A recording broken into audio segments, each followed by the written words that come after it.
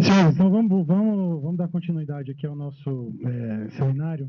A gente vai abrir, então, a quarta mesa de debates, tá, cujo tema é recursos nos tribunais superiores. Tá? Então, eu gostaria de convidar para presidir a mesa a doutora Ana Carolina Andrade Arraes Caputo Bastos. Por favor, pode tomar seu lugar.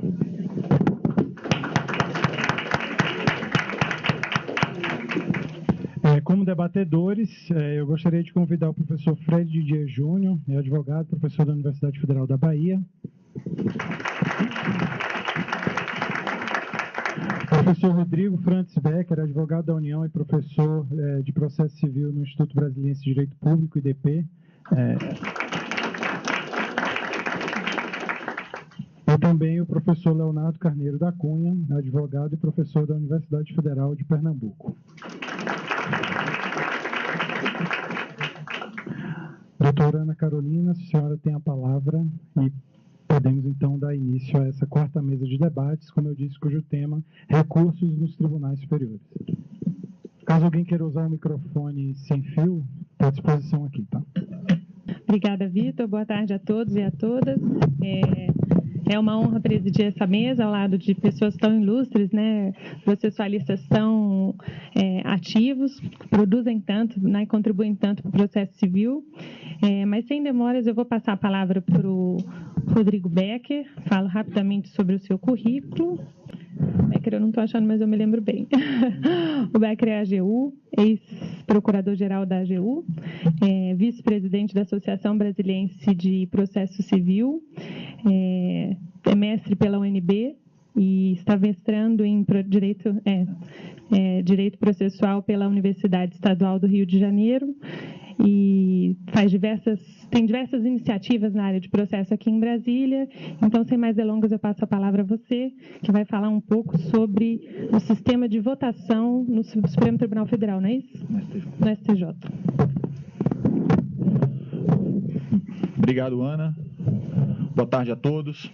Aqueles cumprimentos de praxe, né? Agradecer ao Danilo e ao Vitor aí que estão comandando com grande maestria a escola. Agradecer a Rita o convite. Depois eu já falei com ela da missão que ela me deu aqui, né? No final ela falou assim, olha, você vai ter que ficar na mesa com Leonardo Carneiro da Cunha e Fred Didier. Aí eu falei, bom, aí complicou para o meu lado, né? A coisa ficou feia para o meu lado. Mas tudo bem, eu aceitei o desafio e estamos aqui.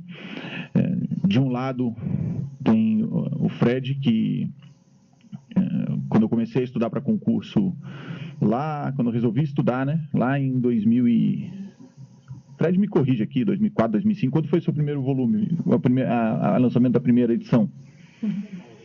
Eu lembro que era a primeira edição, eu tive a primeira edição do livro dele.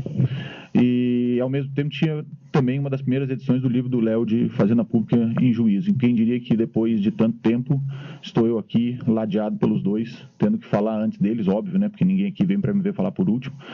E tendo que falar alguma coisa aqui antes deles. Bom, mas vamos lá. E agradecer a Ana pelo carinho de estar aqui com a gente hoje nessa tarde.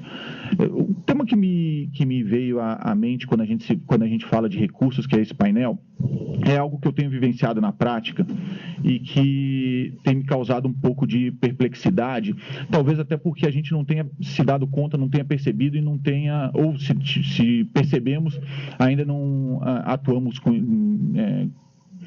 de forma enfática nesse ponto, que é o sistema de decisão do recurso especial repetitivo ou recurso especial representativo da controvérsia. Até foi bom, nesse ponto, eu estar falando aqui em primeiro lugar, porque eu estou falando logo depois da palestra do Cabral, que falou sobre precedentes. E o meu tema vai tangenciar a ideia de precedentes, porque o recurso especial representativo da controvérsia, ou recurso especial repetitivo, enfim, hoje ele tem uma função muito maior do que ele tinha a partir do momento em que ele foi criado ali na reforma dos anos 2000. Qual que é a função dele hoje? Formar precedente. Eu não vou entrar aqui na discussão de como se forma precedente no Brasil, se está certo ou está errado. Bem ou mal, foi a forma como o Código trouxe, nos artigos 1036, 1037, foi a forma como o Código trouxe para a gente formar um precedente para que ele possa ser aplicado por outras instâncias de forma, entre aspas, vinculante. Eu falo entre aspas vinculante porque eu tenho uma crítica grande a essa ideia de vinculação aos precedentes, porque eu acho que a gente tem uma vinculação à brasileira de precedentes. A nossa vinculação não é nem cultural e nem é sancionatória. A nossa vinculação é uma vinculação, de certa forma, normativa, e eu faço essa observação porque vai ser importante para o decorrer do que eu quero dizer. A gente tem uma vinculação normativa no seguinte sentido. O artigo 927 diz lá, os juízes de tribunais deverão observar, e ele traz uma lista de questões, e dentre elas a gente tem lá o recurso especial representativo da controvérsia. Pois bem, e aí muito se diz que esse recurso especial da representativa, uma vez decidido, ele vincula os juízes e os tribunais. Aí vejam vocês, o primeiro problema, esse recurso especial ele vincula, mas ele vincula por quê? Até, não sei se chega a ser um contraponto, mas ou é algo em torno do que o Cabral falou agora aqui há pouco. Ele vincula por quê? Ele vincula porque a norma diz que tem que vincular? Deverão observar a vinculação? Por conta do sistema de precedentes que a gente criou? Por que ele vincula? Porque cabe reclamação contra a decisão que descumpre o que ele decide. Só cabe reclamação contra a decisão que descumpre se já tivesse sido esgotada a segunda instância. Então, veja, a gente tem a primeira instância, o juiz, ele pode, se ele quiser, descumprir. Não há nenhuma sanção para ele, a não ser sistêmica para ele, se ele não descumprir, se ele descumprir esse recurso especial, essa decisão desse recurso especial. Pois bem, mas vamos imaginar que nós criamos uma cultura já, rapidamente, em 3 anos, de observância, desse precedente do recurso especial repetitivo. Vamos imaginar que essa cultura está criada. O que, de fato, imagino que uma hora a gente vai ter que criar isso, e é até de bom senso que os juízes sigam essas orientações. Então, imaginemos que a gente criou, que nós temos mais, que o sistema é normativo, então que a gente está vinculado, sim, às decisões dos precedentes. Pois bem, aí vejam uma questão. Quais outros, entre aspas, precedentes que nós temos no sistema brasileiro? Nós temos... E, por favor, entendam, precedentes lato sensu, tá? Eu não estou falando precedentes no sentido restrito da palavra. Nós temos súmulas vinculantes, nós temos a repercussão geral, que não vincula, mas vincula. Enfim, é difícil você falar que não tem que observar uma repercussão geral, mas é sempre bom que se observe a repercussão geral. Nós temos as ações diretas de inconstitucionalidade, nós temos as ações, controle todo de concentrado de constitucionalidade, e esse sistema todo é norteado por uma forma, por um método de formação específico que não se vê no recurso especial representativo da controvérsia. É impressionante, a gente ainda não parou para perceber o problema que isso está se criando. É uma crítica, sim, mas é uma crítica construtiva ao método de formação de precedentes pelo Superior Tribunal de Justiça. O que eu preciso hoje para julgar uma ação direta de inconstitucionalidade? A maioria absoluta de seus membros. O que eu preciso para julgar um efeito, modulação de efeitos na ADI? 2/3 de seus membros. O que eu preciso para não julgar a repercussão geral? 2/3 também. O que eu preciso para fazer uma súmula vinculante? 2/3 também. Então, veja, nós temos um sistema de formação das decisões, e as decisões que, se não quiser utilizar a palavra precedente, por ela ser específica de um método de formação, mas as decisões paradigmáticas que devem ser seguidas pelos demais juízos, a gente tem um sistema que ele procura fazer com que haja um grande número de cabeças pensando daquele jeito para que aquela ideia possa ser fixada. Quando a gente fala de recurso especial repetitivo, não funciona desse jeito. Hoje, o artigo 256 do Regimento Interno do Superior Tribunal de Justiça, e ele tem lá letra A, quase Z, né? É um artigo extenso que regula toda a sistemática do julgamento do recurso especial repetitivo, não traz quórum de votação. Não existe quórum de votação. Você tem hoje lá, para aplicar o quórum de votação, você tem que ir para a regra geral do regimento interno do Superior Tribunal de Justiça. E o regimento interno do Superior Tribunal de Justiça, ele diz que para votação na sessão da sessão, porque apenas um esclarecimento, o recurso especial repetitivo ele é julgado pelas sessões. Então, as sessões são compostas de 10 ministros e o quórum para julgamento de um recurso especial repetitivo é o quórum para julgamento da sessão. Por que isso? Porque o próprio artigo que trata disso no regimento fala, salvo estipulação em sentido contrário que preveja maioria absoluta, as votações na sessão se darão por maioria. Como não há votação, como não há estipulação em sentido contrário para as sessões, o que acontece com o julgamento de uma sessão no Superior Tribunal de Justiça? Pode ser por maioria simples. Então, veja, o quórum de instalação hoje de um julgamento perante uma sessão é de 6 ministros. Eu vou pegar um pouquinho mais, eu vou botar um ministro a mais para poder fazer um cálculo. Imaginemos que nós temos 7 ministros, porque 6 ficaria um empate, 3-3. Então, eu vou colocar um a mais para que não dê empate. Imaginemos que nós temos uma sessão instalada com 7 ministros e se vai julgar ali um recurso especial repetitivo. Lembrando que esse recurso especial repetitivo, a partir da premissa que eu estabeleci aqui, ele vai orientar todo o país. E eu estabeleci uma premissa cultural e normativa. Está definido que vai ser assim. Então, a gente vai ter que seguir isso, como de fato deve ser. A partir daí, nós podemos ter que seguir a cabeça de 4 ministros, com 3 ministros em sentido contrário. Essa é, hoje, a realidade fática do sistema de votação do recurso especial repetitivo.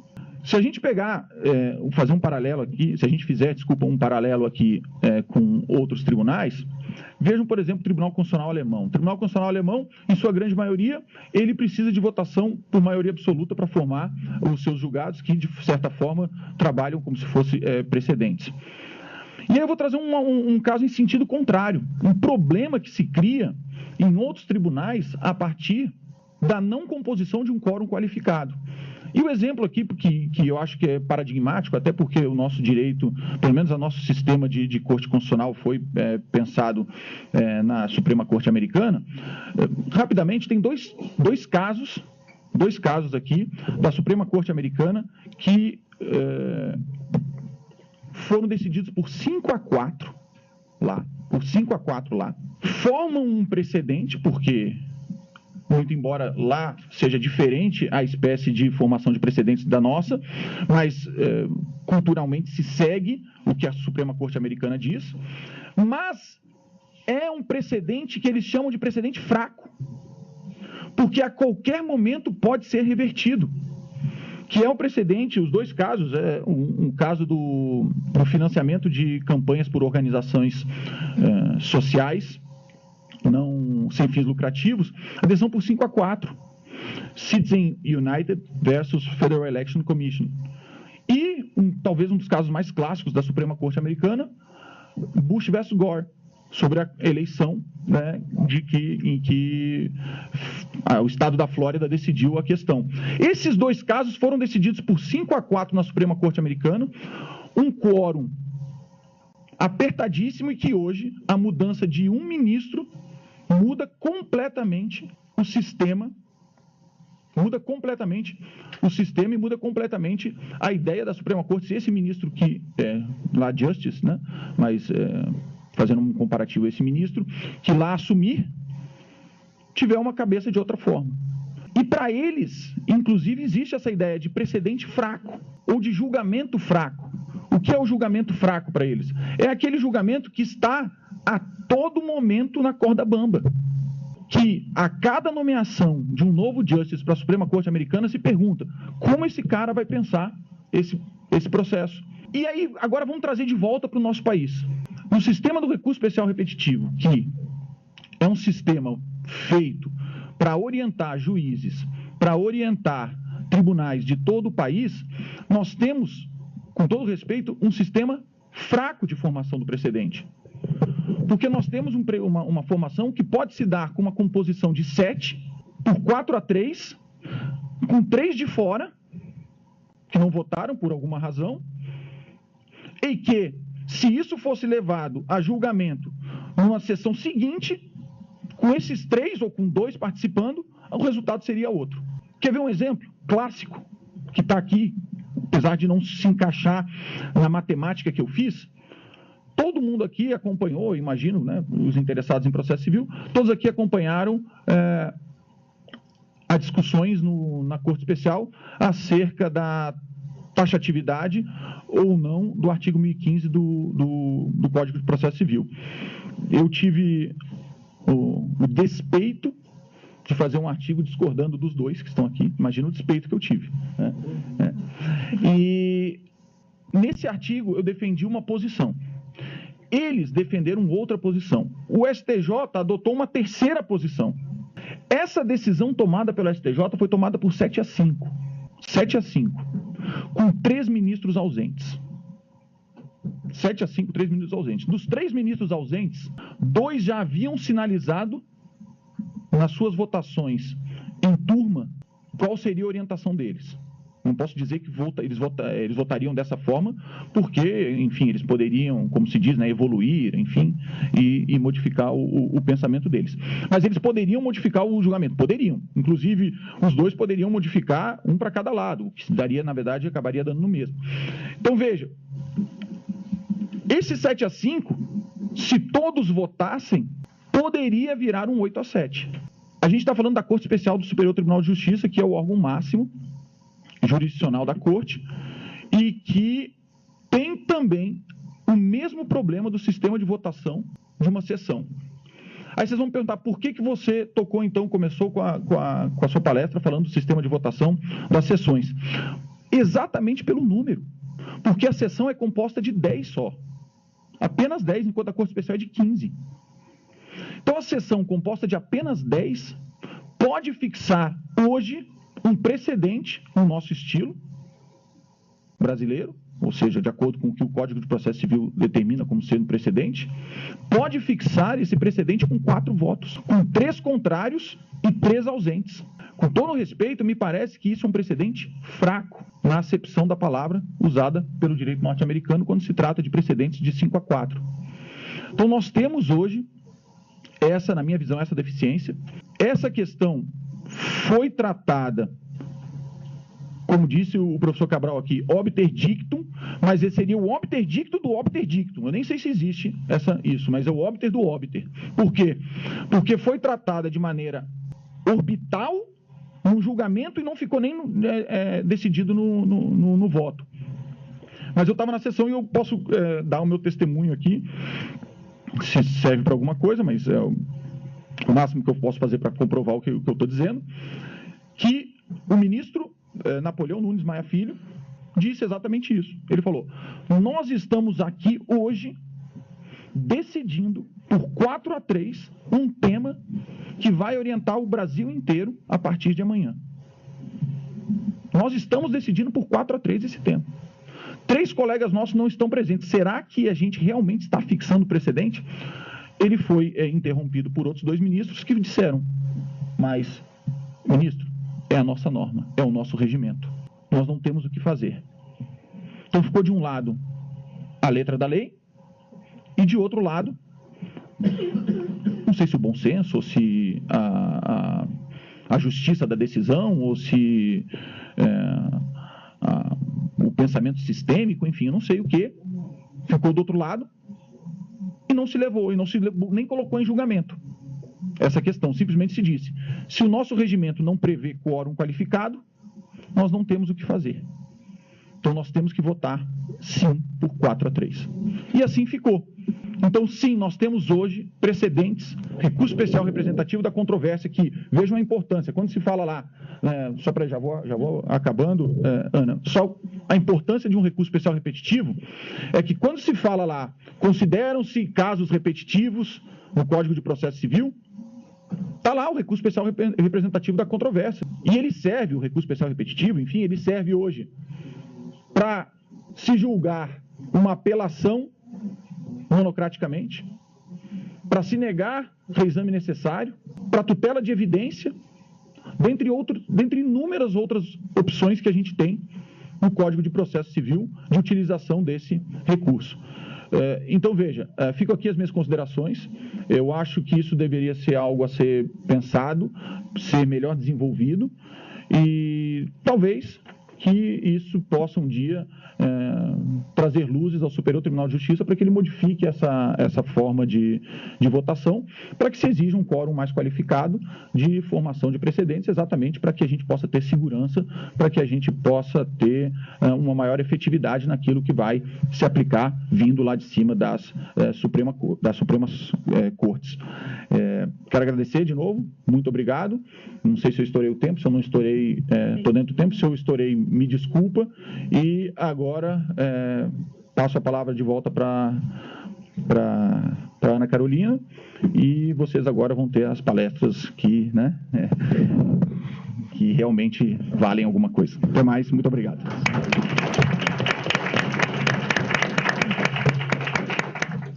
Imagina, obrigada, Becker. É uma reflexão muito interessante, porque, de fato, no silêncio do regimento ou da lei, a gente precisa pensar um pouco como é que isso poderia ser, digamos assim, corrigido. Eu concordo que há uma preocupação muito grande pelo efeito que esses precedentes geram em cascata, em todo o sistema judiciário. E eu queria também, então, aproveitar e fazer uma provocação, se isso poderia ser previsto no próprio regimento ou se isso necessariamente dependeria de uma reforma legislativa. Eu confesso que tenho alguma dúvida em relação ao STJ poder estabelecer isso via regimento. Não sei se seria, nunca tinha refletido a respeito, mas, enfim, coloco aqui essa provocação. Mas uma reflexão, enquanto você dizia, eu que atuo mais no Supremo, eu fiquei pensando sobre a questão de qualidade e quantidade. A maioria dos precedentes do Supremo são formadas por uma maioria muito apertada, porque o Supremo só tem 11 ministros, né? Então, assim, estabelecendo um paralelo, é claro que há uma diferença de composição aí significativa, mas os precedentes do Supremo, no mais das vezes, são formados, sim, às vezes por um 4-3.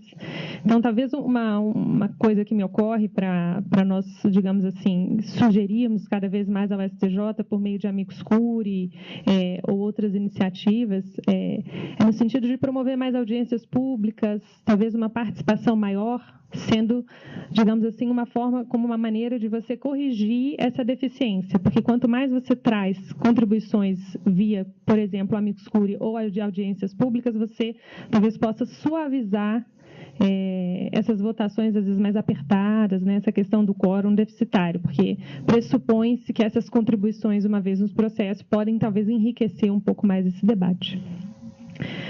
Muito obrigada, Becker. Nada de essa falsa modéstia, foi muito bacana, muito importante a sua contribuição. Mas eu, então, passo a palavra ao professor Fred Didier. O professor, apesar de dispensar apresentações, é professor associado na Universidade Federal da Bahia, mestre em Direito pela UFBA também, doutor pela Pontifícia Universidade Católica de São Paulo, pós-doutor pela Universidade de Lisboa, livre docente pela USP, membro de vários institutos e associações ligadas ao processo civil, advogado e consultor jurídico. O professor Fred vai falar sobre a possibilidade de os tribunais superiores ajustarem, pelo princípio da adequação, alguns efeitos jurídicos advindos dos precedentes em sede de recurso extraordinário. Professor, o senhor tem a palavra.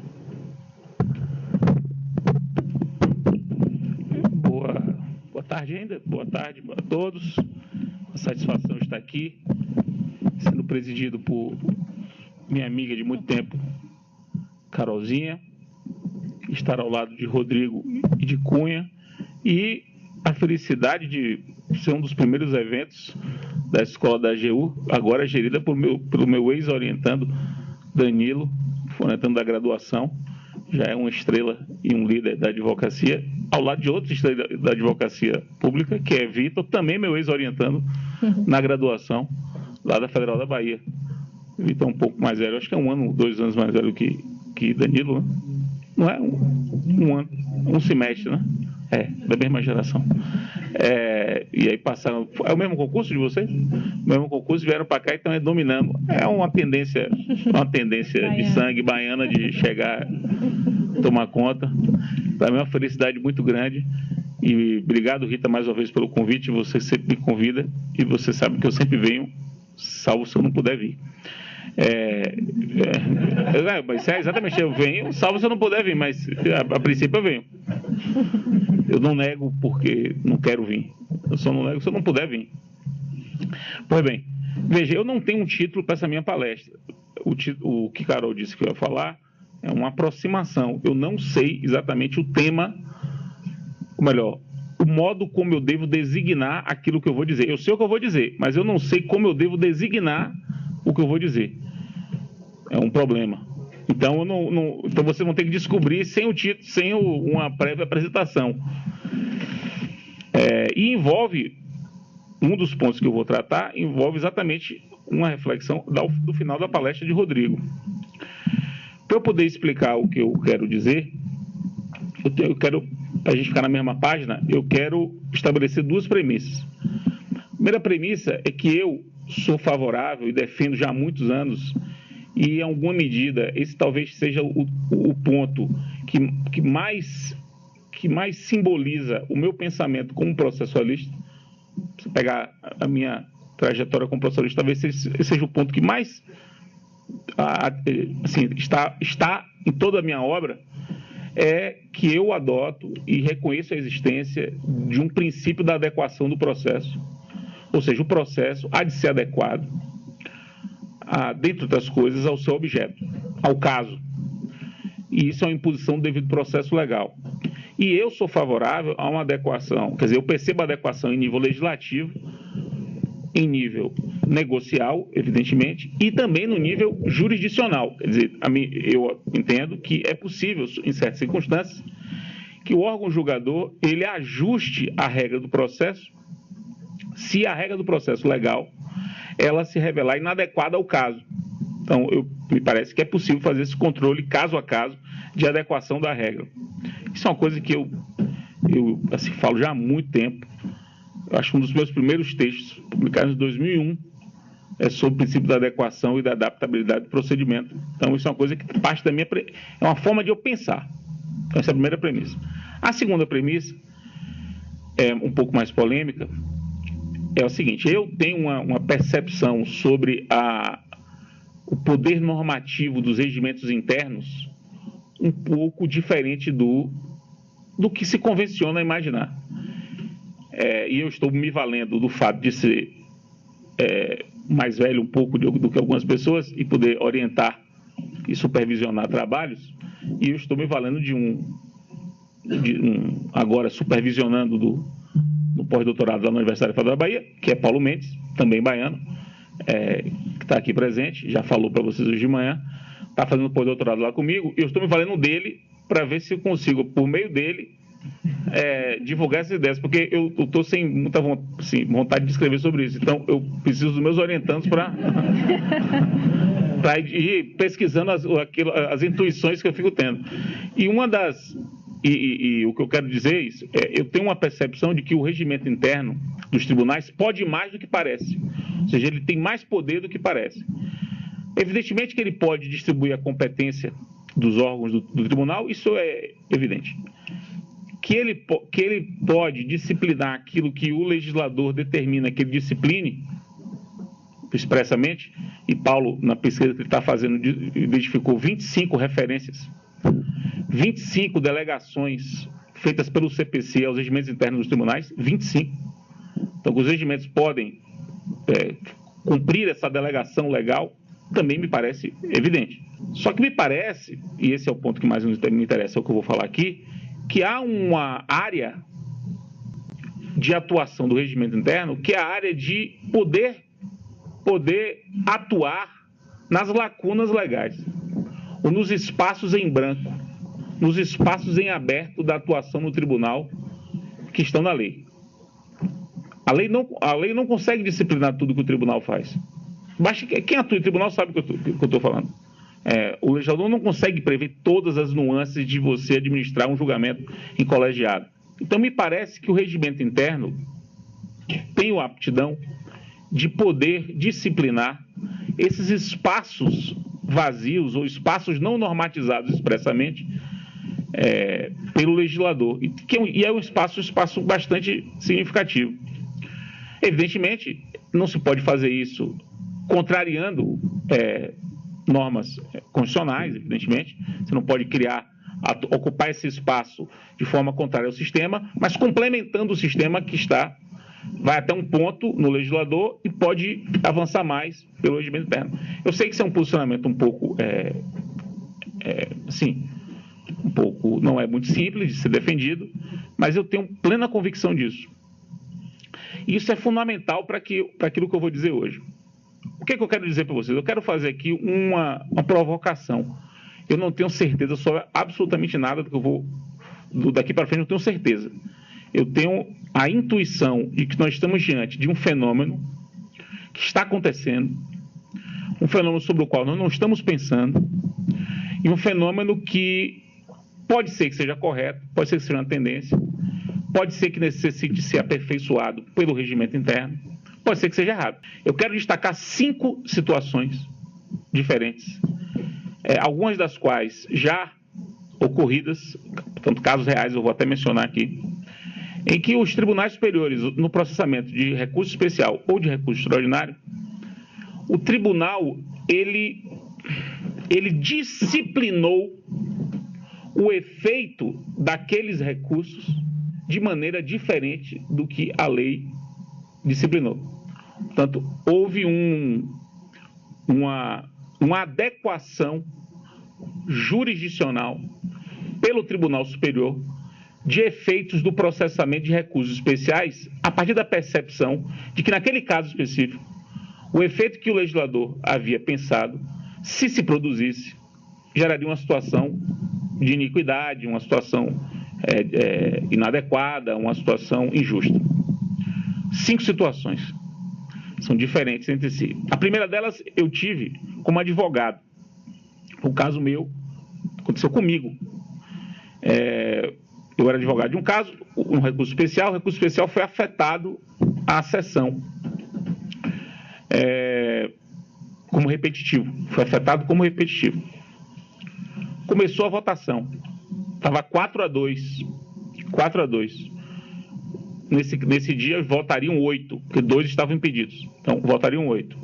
Estava 4-2 quando o ministro Noronha, diante da percepção de que o debate estava muito intenso, estava 4-2, e que o que sairia dali não seria uma coisa muito segura, o ministro Noronha pediu a palavra, suscitou uma questão de ordem, disse assim: eu queria propor que a sessão deliberasse, prosseguir no julgamento, já que começamos o julgamento, julgar o caso, mas dizer que esse caso não tem força de precedente como repetitivo.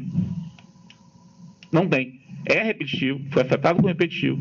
Não dava para ser desafetado, porque o caso começou a ser julgado. Não era simples desafetação, porque o caso começou a ser julgado.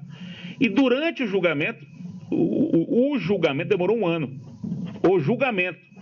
Quando ele pediu de vista, aí pedia vista, votava, pedia vista, votava. Começou a julgar, terminou a julgar, 1 ano. E aí se percebeu, a própria sessão percebeu que ela não estava madura para dar uma decisão que seria uma decisão vinculativa para todo o problema. Essa provocação do ministro foi votada e a sessão, por unanimidade, entendeu isso, que julgaria o caso na sessão, mas que era o julgamento de um caso.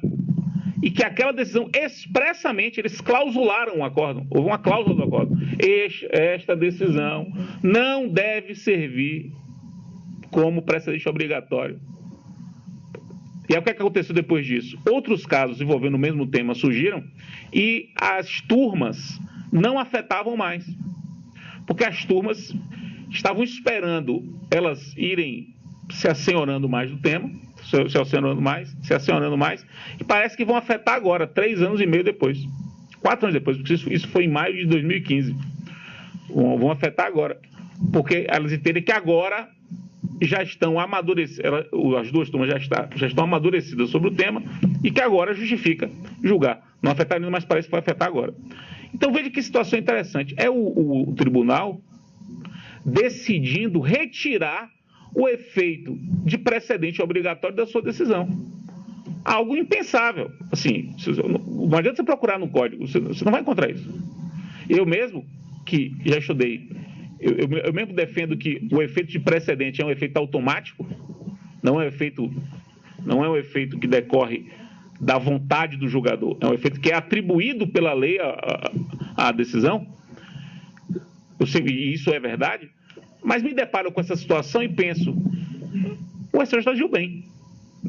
Eu estou olhando aqui de fora, eu acho que o STJ agiu bem com responsabilidade.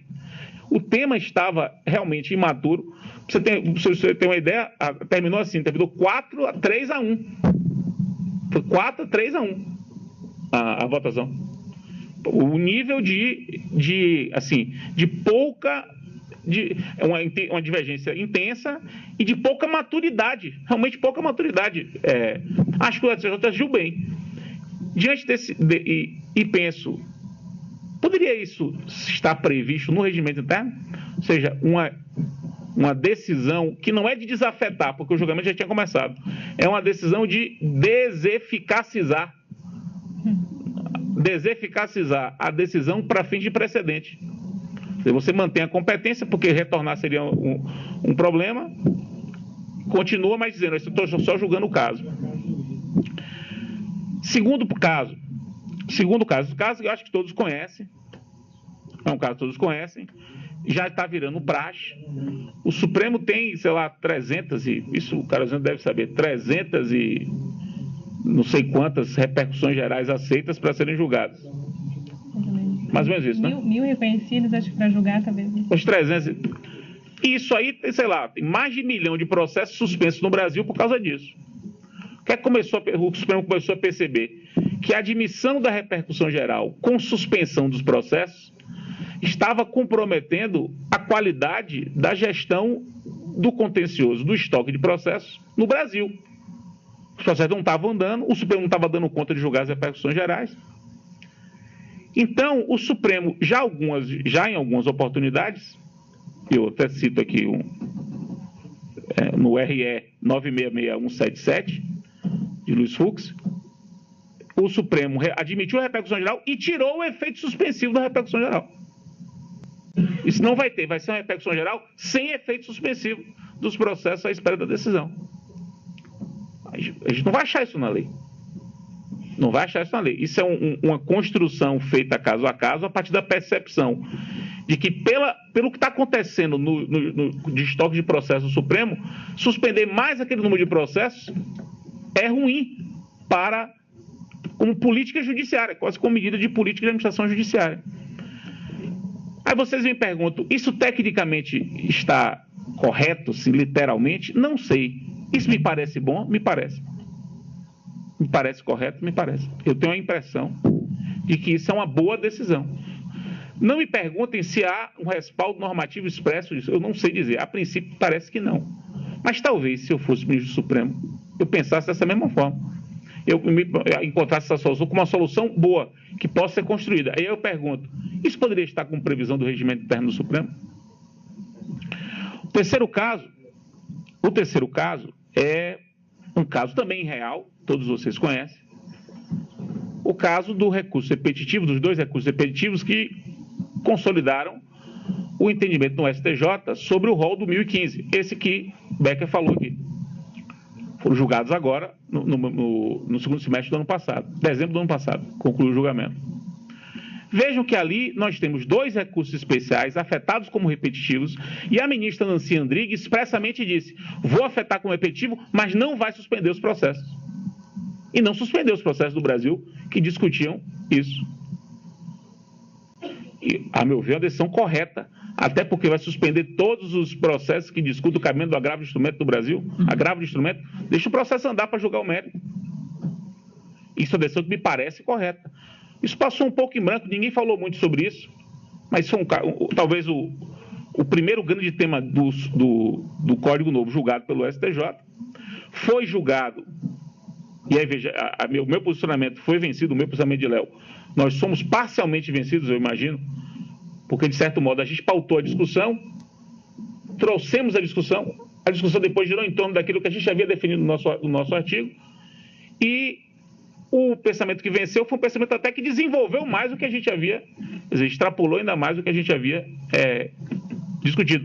E só para não perder a piada, A tese que venceu é a tese de um orientando meu, baiano, Gabriel Gonzalez, citado no julgamento, podem ver, foi a tese dele. Meu orientando escreveu sobre o assunto um livro que chama-se A Recorribilidade das Decisões Interlocutórias no CBC 2015, contrariando o próprio orientador, dizendo que o orientador estava... O Belau estava na banca, inclusive. O orientador era muito... como é que foi? Assim, muito tímido na sua proposta, e a proposta dele era mais ousada, e foi a proposta que prevaleceu. Mas todo mundo preocupado com esse julgamento, mas não percebeu essa sutileza, que foi um recurso repetitivo em que a relatora tirou expressamente o efeito suspensivo dele. Me parece uma solução boa? Me pareceu. Com base em que se fez isso? Quarta situação. Agora eu vou trabalhar com situações... Essas três são situações que já teve decisão tem precedente do STJ, do Supremo, dizendo que apontando essa peculiaridade. Essa quarta é a seguinte. Eu escrevi com Sofia Temer, que estava aqui há pouco, na mesa anterior, um artigo em 2015 sobre o poder do relator no IRDR de organizar o procedimento do IRDR e tomar algumas decisões para gestão do procedimento do IRDR. Chama-se decisão de saneamento e organização no incidente de resolução de demandas repetitivas. O papel dos regimentos internos. E a gente defendia isso em 2015, não, 2016, que uma coisa depois o Léo aceitou e a gente colocou no nosso livro de recursos. A gente defendeu que num IRDR, em matéria processual, o relator poderia propor que, em vez de o IRDR gerasse a suspensão dos processos, o IRDR, ele trocaria a suspensão dos processos, já que a matéria é processual, por uma interpretação provisória da questão processual, de modo a liberar os processos que essa questão processual aparece. O tribunal diria assim, olha, bote o processo para andar, andem com essa interpretação, que eu já vou definir provisoriamente. E se no final do julgamento de IRDR o pensamento do tribunal for o contrário, eu modulo, eu faço uma regra de transição e todo mundo fica protegido. Se o pensamento for o mesmo, está resolvida a questão e os processos não ficaram parados. Porque você paralisar o processo por uma questão processual, processos que são heterogêneos, talvez fosse uma medida inadequada. A gente defendeu isso. Veja, o que a ministra Nancy Andrighi fez no agravo parece um pouco o que a gente está dizendo, porque ela instaurou um repetitivos que é da mesma espécie do IRDR, sem ter o efeito suspensivo, embora não tenha dado interpretação provisória. Mas o TJ de Minas fez isso. O TJ de Minas encampou essa ideia e, num caso específico de IRDR em matéria processual, deu interpretação provisória em vez da suspensão.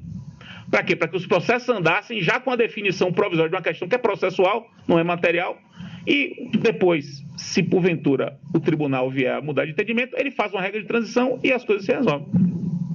Vejam que as regras de transição agora são uma imposição da lei de introdução, conforme Cabral disse aqui na exposição dele, o artigo 23.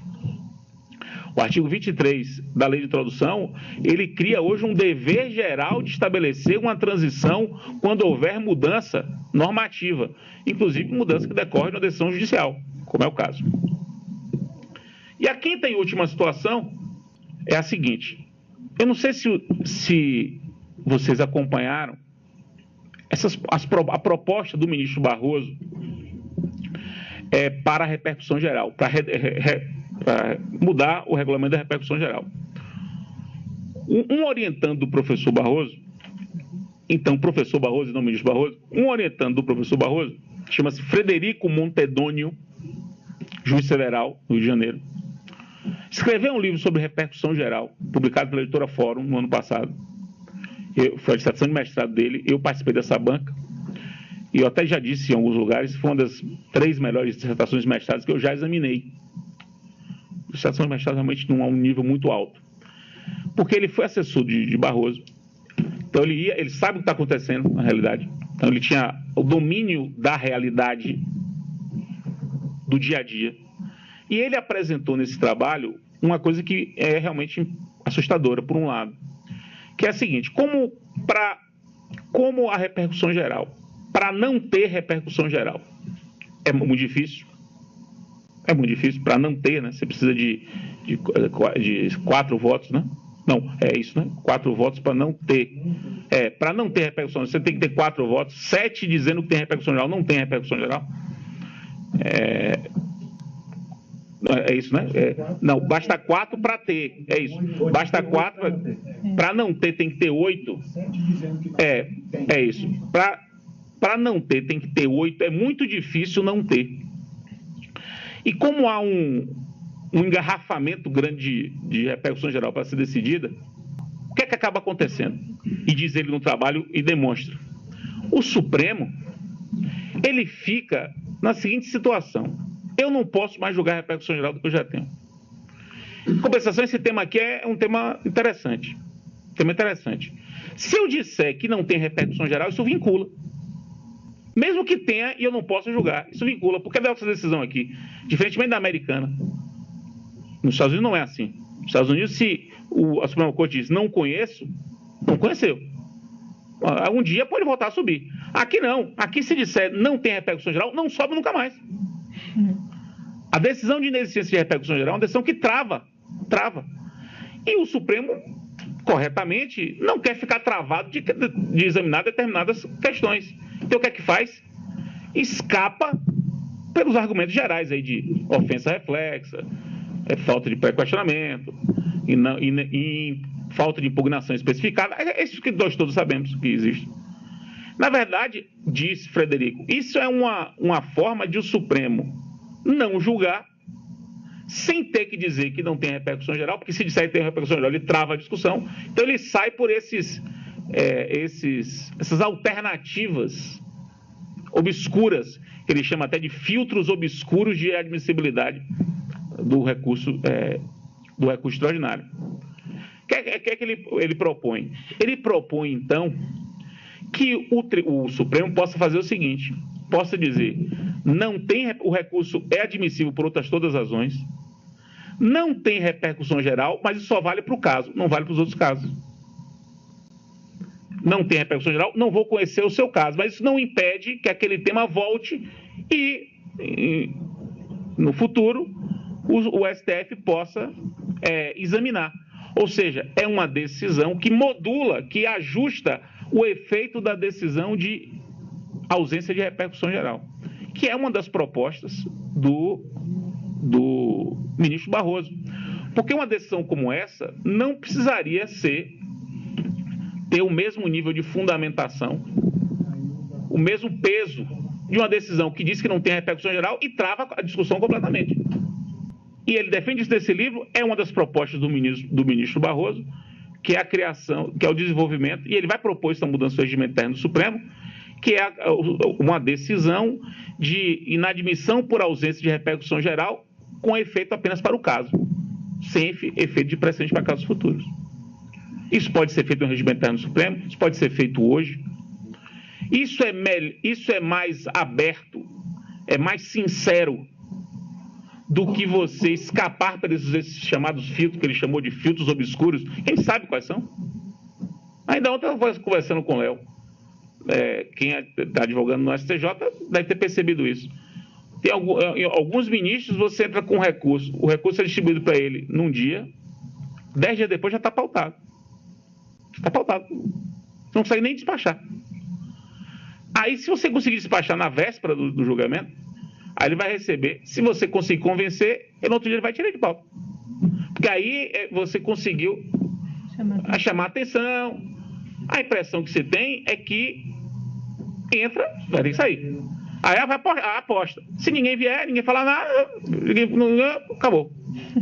Se vier e despertar, você conseguir convencer de que tem alguma utilidade, ele vai, agora eu vou pensar. Aí, pensa. Isso é um filtro, vamos chamar um tipo de filtragem pouco clara. Pouco clara. O que é que Frederico Montedônio e o ministro Barroso propõem? Uma filtragem clara. Eu estou fazendo isso, isso que está acontecendo, e eu volto quando tiver condições e as circunstâncias mudarem, tiver condições, a gente volta e examina o tema. Mas, para o seu caso, resolve agora. Eu deixei por último essa quinta situação, porque essa de todas a mais complicada, eu acho. é mais complicado.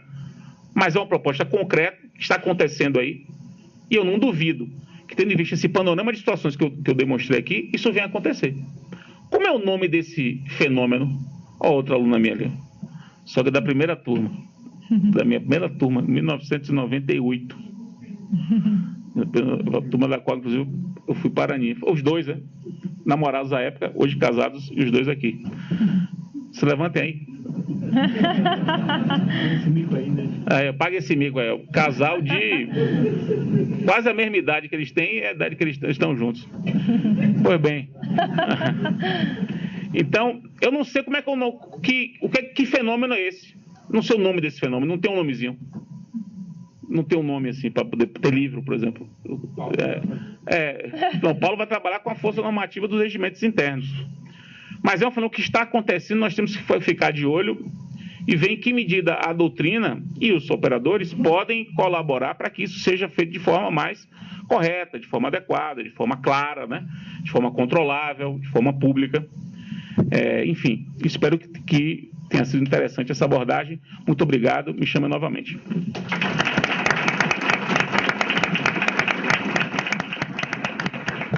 Muito obrigada, professor. Outro tema também sensível, né, para os tribunais superiores, mas eu queria fazer uma ponderação que, para ilustrar a minha preocupação, foge dos tribunais superiores, que é em relação ao IAC, né? O Código concedeu um único artigo para falar sobre o IAC. Então, há um limbo, há uma falta aí muito grande de como se processar o IAC, né? Sob várias perspectivas.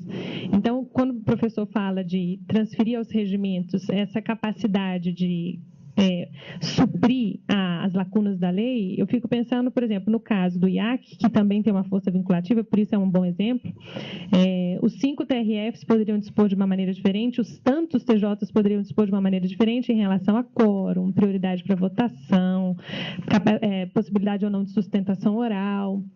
Quer dizer, eu tenho um pouco de receio por tudo que a gente já viu de casuísmos, viu, professor? Mas eu entendo, claro, que é um tema a ser aí estudado pelas delegações que o Código fez, e o Supremo já começou essa reforma do regimento interno. Há questões sensíveis, porque o regimento interno do Supremo tem, em alguns aspectos, força de lei, né, pela forma como ele foi instituído, acho que em 49, se eu não me engano. Mas está sendo já estudada uma proposta bem intensa, professor, de reformulação completa do regimento. O ministro Fux liderou isso e está aí parada desde a presidência da ministra Carmen, agora, né, já com a presidência do ministro Toffoli para exame. Mas eu espero que tragam para nós algumas luzes a esse debate, né, para que a gente tenha também um sistema de processamento da repercussão geral mais claro, né, talvez com essa proposta do ministro Barroso já incorporada. Mas muito obrigada, professor. Eu passo a palavra, então, ao professor Leonardo Carneiro da Cunha, professor associado da Universidade Federal de Pernambuco, mestre pela mesma universidade, doutor pela Pontifícia Universidade Católica de São Paulo, pós-doutor pela Universidade de Lisboa, membro de vários institutos também de processo e presidente da Associação Norte e Nordeste de Professores de Processo. Né? Mas sempre presidente, professor. O professor Leonardo vai fazer uma crítica às decisões do Supremo em sede de recurso extraordinário e às decisões do STJ em embargos de divergência. Professor, o senhor tem a palavra. Muito boa tarde a todos. Eu não posso começar sem antes agradecer a apresentação de Carol, cumprimentar meus queridos amigos Fred e Rodrigo, agradecer a Vitor, Danilo e Rita pelo convite para estar aqui. Esse é um momento muito interessante de confraternização, de encontro de amigos de todos os lugares, né? Tô vendo aqui gente de São Paulo, né? de Belém, né? de Recife, enfim. É uma satisfação voltar à escola da AGU. De Garanhuns. É uma satisfação voltar à escola da AGU. Então, todos sabemos que o Código vai completar agora 3 anos, e quando eu fui convidado para estar aqui, eu pensei que eu devia falar pensando em 2 aspectos.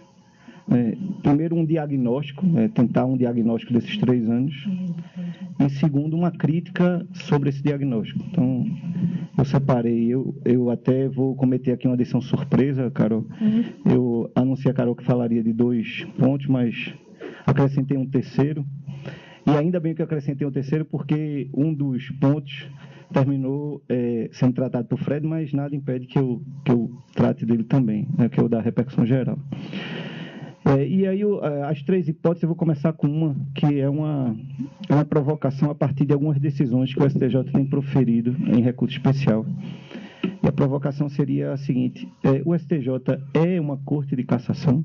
Porque nós sabemos, e isso vem desde a súmula do enunciado 456 da súmula do Supremo, que quando um recurso especial ou extraordinário é conhecido, a jurisdição é aberta para o Tribunal Superior, ele julga a causa, né? Diferentemente de alguns tribunais superiores em alguns países que são considerados como cortes de cassação, ou seja, eles simplesmente se dão provimento ao recurso, eles cassam a decisão. E cabe ao órgão de origem ajustar ou rejulgar, ou simplesmente está cassada e não tem, aquela solução deve ser dada novamente. No nosso caso, o STJ, o Supremo também, mas eu destaquei o STJ por conta de algumas decisões que tenho presenciado. O STJ, ele deve, ao conhecer do recurso, julgar a causa. E isso foi reforçado, né, isso era fruto de um entendimento jurisprudencial, mas o artigo 1034 do Código, como nós sabemos, textualmente reproduz essa regra, né, ou esse entendimento que havia já nesse enunciado sumular do Supremo. E o 1034 diz: conhecido o recurso, o tribunal vai julgar a causa. Em alguns casos, o STJ não tem feito isso. Vejam, hoje, a minha impressão, me permitam um parêntese aqui, é que o Código tem sido aplicado, e nos tribunais superiores, o que mais se aplica até agora do Código são regras sobre honorários, né? Eu não fiz essa pesquisa, mas imagino aí que tem uns 70% dos casos que o STJ julga sobre o novo Código de Processo Civil é sobre honorários. É uma impressão do que eu tenho visto da jurisprudência do STJ sobre o novo Código. E justamente julgando sobre honorários, o STJ deu provimento a um recurso, ou tem feito isso com alguma regularidade. Ele dá provimento ao recurso para dizer: aqui não se aplica o Código de 73. Aqui se aplica o Código atual, ou vice-versa. Aqui o tribunal local aplicou o Código atual, mas é para aplicar o Código antigo. E manda voltar para que ele aplique arbítrios honorários aí de acordo com o Código que deve ser aplicado. E não como vocês fizeram, porque vocês fizeram errado. Pelo 1034 e pelo enunciado 456 da súmula do Supremo, era para o STJ já julgar. Por que ele já não fixa? Conhecido o recurso, a causa está aberta e o STJ deve resolvê-la. Mas ele não tem feito isso nesses casos de honorários. Ele diz: está errado, volte e aplique a lei certa. Então, ele está, nesse exemplo, atuando como uma corte de cassação. Será que isso está certo? Será que isso está de acordo com o artigo 1034 do Código? Há um outro caso a que eu tive acesso, é muito interessante. Era uma ação de um usuário contra um plano de saúde, e o tribunal deu razão ao usuário aplicando o Código de Defesa do Consumidor. O plano entrou com recurso especial e o STJ disse que, naquele caso, o plano era um plano de autogestão e, segundo a jurisprudência do próprio STJ, não se aplica o Código de Defesa do Consumidor para os planos de autogestão. E aí ele deu provimento ao recurso e mandou o tribunal rejulgar sem aplicar o Código de Defesa do Consumidor. Então, ele poderia já ter julgado. Por que ele não julgou? Talvez esse último exemplo tenha um detalhe interessante que faça a gente refletir. Talvez, nesse caso, aplicar outra lei no lugar do Código de Defesa do Consumidor tivesse um problema de contraditório, pudesse gerar uma decisão surpresa. Mas, para isso, nós temos o artigo 933, que determina que as partes fossem intimadas para se manifestar. Ou, diante da dificuldade de um contraditório ser exercido aí, de fato, poderia mandar voltar. Mas, no outro exemplo dos honorários, porque o STJ já não fixaria, não haveria problema de contraditório. Tudo já foi discutido ao longo do processo. Então, esse é um primeiro ponto que eu coloco como nessa minha ideia de apresentar um diagnóstico e uma crítica. Então, o primeiro diagnóstico é que o STJ, em alguns casos, desconsiderando o que diz o artigo 1034, tem simplesmente dado provimento ao recurso e determinado ao tribunal de origem que rejulgue seguindo os parâmetros de sua jurisprudência, em vez de já julgar o caso. O outro ponto que eu destaquei são casos sobre embargos de divergência. E é curioso que é muito mais comum haver embargos de divergência no STJ do que no Supremo, né? Talvez a gente possa até fazer uma pesquisa sobre isso. Não sei se a repercussão geral, por gerar a necessidade de manifestação do plenário, tenha, na prática, eliminado a interposição de embargos de divergência no Supremo. Mas no STJ é comum, e até o professor Cabral, na exposição dele, comentou do estranhamento de haver vários embargos de divergência sobre o mesmo assunto, a ponto de haver sugestão de recurso repetitivo e embargos de divergência, de aplicar o sistema dos repetitivos para embargos de divergência. O que mais me chama a atenção não é nem a quantidade excessiva de embargos de divergência no STJ, é a forma como ainda o STJ examina os embargos de divergência. A minha impressão é que há um anacronismo, ou para usar uma linguagem mais do dia a dia, o STJ ainda não virou a chave para o sistema dos precedentes.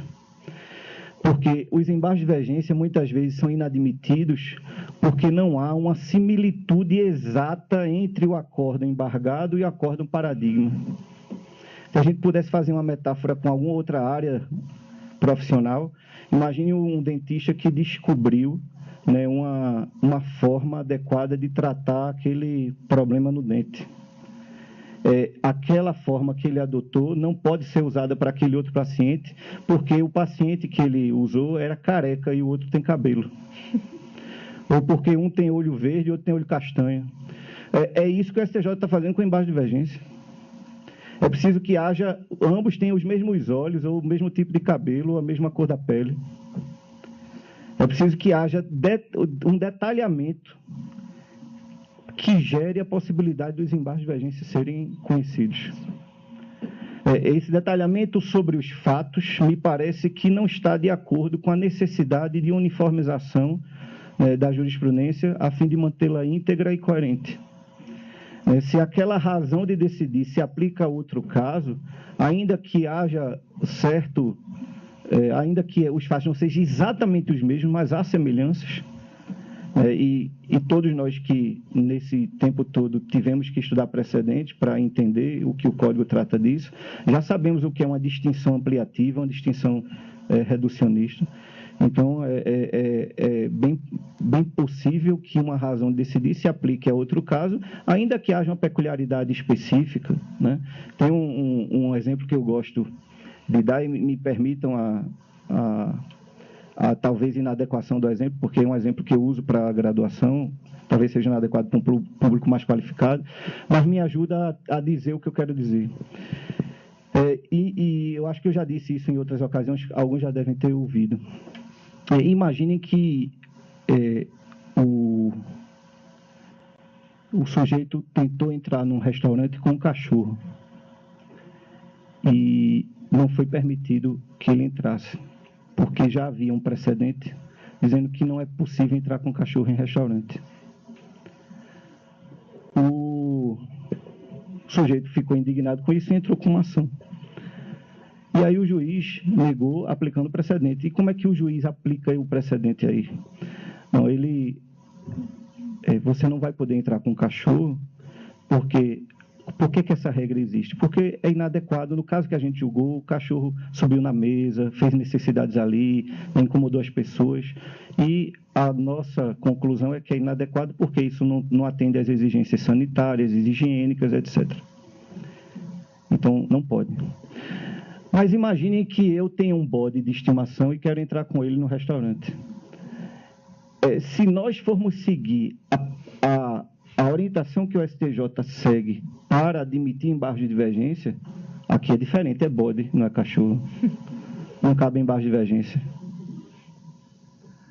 Mas, vejam, percebam, qual foi a razão de decidir? Há razões sanitárias e higiênicas que justificam a proibição. Essas razões se aplicam ao bode com muito mais razão. O bode tem incontinência urinária, né? O bode é fedorento, né? O bode geralmente tem um chocalho que faz barulho, que incomoda mais ainda que o cachorro, não é verdade? Então, mas se estivéssemos diante de um desembargo de divergência perante o STJ, eles não seriam admitidos. Não, aqui não é cachorro. Para admitir tem que ser cachorro igual. Mesma raça, talvez, mesmo tamanho. Né?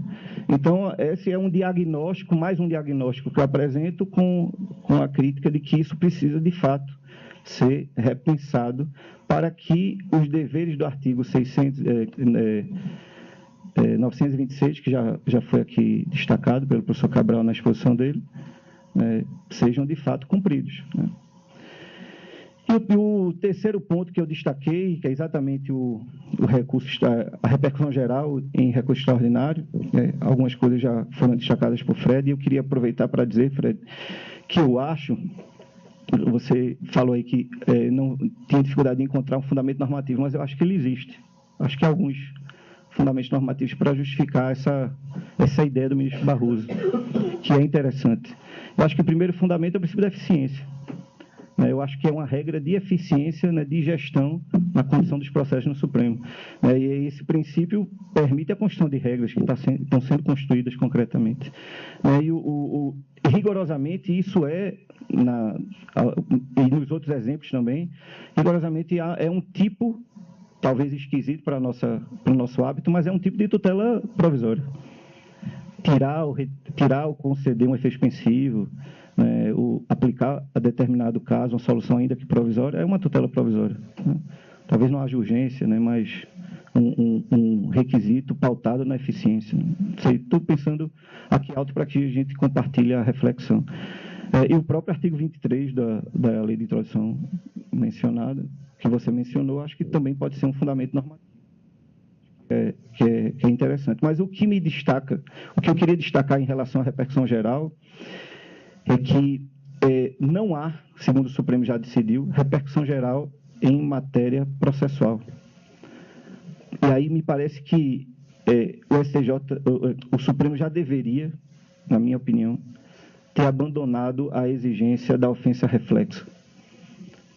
Não, aqui é a ofensa reflexo, né? É a válvula de escape, como foi a expressão? Obscura. A válvula de escape obscura. A minha convicção é de que a repercussão geral, quando criada como requisito do recurso extraordinário, acabou com a necessidade desse filtro obscuro.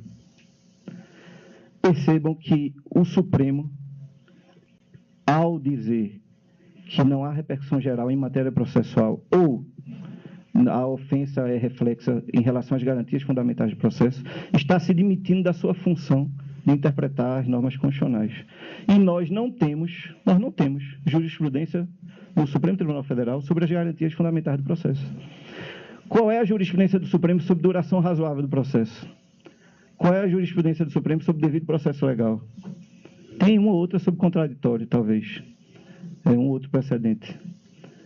Qual é a jurisprudência do Supremo sobre primazia do mérito? Será que vai haver um dia? Eu tenho inveja dos europeus, cujas cortes constitucionais têm jurisprudência sobre esses assuntos. A gente não tem. A gente vai encontrar jurisprudência sobre isso no STJ. E a matéria não é constitucional. É um artigo interessante de Lucas Buril sobre isso, que ele mostra a jurisprudência sobre devido processo legal, e ele conclui que a jurisprudência sobre devido processo legal no Brasil está no STJ. Não tem nada no Supremo. Porque o devido processo legal para o STJ, uma vez ofendido, a ofensa é reflexa. Eu preciso demonstrar as normas infraconstitucionais que não teriam sido observadas para chegar à conclusão de que o devido processo legal não foi atendido. Será que a gente precisa ainda desse tipo de construção, desse tipo de argumento para dizer que o recurso extraordinário não é cabível? Muitas vezes a repercussão geral jurídica, porque a repercussão geral, todos sabemos, não precisa ser econômica necessariamente, ou social, política, ela pode ser uma repercussão geral jurídica. Não há repercussão geral jurídica em saber qual o conteúdo ou os limites da duração razoável do processo, do contraditório, da ampla defesa, da limitação de provas, enfim, etc. Então, parece-me que... mas, por outro lado, é um problema falar disso, porque há uma questão pragmática muito forte, né? O Supremo vive em crise, eternamente em crise, né? Todas as reformas para tentar reestruturar o Supremo, mudar o perfil do recurso extraordinário é por conta do excesso de trabalho, mas há muitos assuntos que terminam não chegando ao conhecimento do Supremo, assuntos de muito pouca repercussão que são conhecidos em ações diretas de inconstitucionalidade. Uma questão específica que diz respeito a determinada localidade é conhecido, e a garantia fundamental do processo, que pode interessar a todo mundo, porque todos os processos têm que ter essas garantias, não são conhecidos, né? Então, nesse curto espaço de tempo, esses eram os 3 pontos que eu apresento como diagnóstico, com sua respectiva crítica. Eu queria renovar o agradecimento e agradecer a atenção e paciência de todos. Muito obrigado.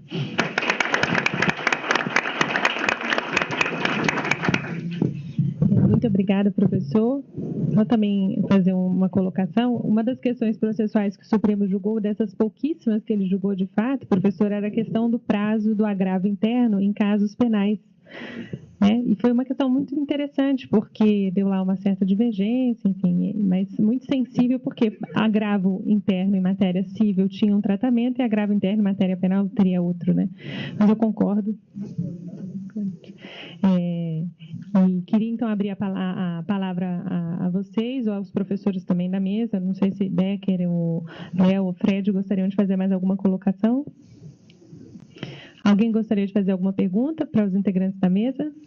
Então, vamos encerrar os trabalhos. Eu agradeço mais uma vez as exposições muito boas. Levamos também muitas reflexões para casa. O código tem 3 anos, mas ainda muitas palpitações. Então, vamos seguir, se Deus quiser, debatendo ainda muito sobre essas questões sensíveis. Muito obrigada a todos. Estão encerrados os trabalhos. Obrigada.